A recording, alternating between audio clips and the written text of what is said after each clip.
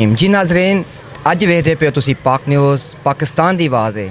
अज असी आए हाँ गरीपुरा स्कूल गौर। अज मेरे नाल मौजूद ने madam vice principal madam Shamaila नाज। अज इन्हों को पुछने अज कल्चर डे के हवाले नाल एक ही प्रोग्राम है तो इनकाद पजीर कर रहे हैं। इन्होंने पुछने अज कल्चर डे किस लिहाज नाल की होंदा है, की बनाया जाता है, अज इन्हों को पुछना जी। अस्सलाम वालेकुम। वालेकुम अस्सलाम सर।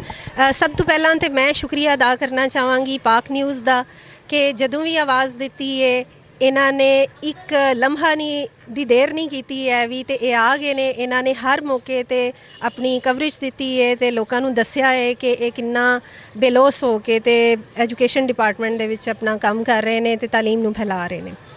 दूसरा सर दा सवाल है सकाफती दिहाड़े के लिहाज नाल, ते मैं कहना चाहवागी कि सकाफती दिहाड़ा मनाने का मकसद कोई डिस्पले करना नहीं है, सिर्फ इस दहाना है लोगों को वहाना है कि साड़ियाँ जड़ां की ने, असी असल विच की हाँ ते सानू उहदे ते कोई शर्मिंदगी नहीं, सानू पंजाबी बोलण विच कोई शर्मिंदगी नहीं है ते असी पंजाबी हाँ ते सानू उहदे ते फखर है।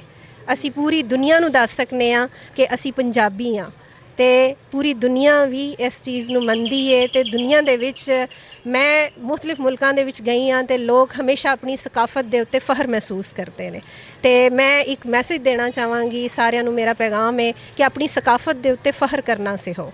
ये सिर्फ चूड़ियाँ नहीं हैं, ये कपड़े नहीं हैं, ये परांदे नहीं हैं, ये कोई शादी ब्याह दियां रसूमात नहीं हैं, ये सारियां साड़ियां जड़ां ने, पुरानी साडे रीत रिवाज ने, तौर तरीके ने जिहड़े आहिस्ता आहिस्ता भुलदे जा रहे हैं। तो इहो जे दिन जिहड़े ने ये सिर्फ उन्हां नूं ताज़ा करन दी कोशिश ने।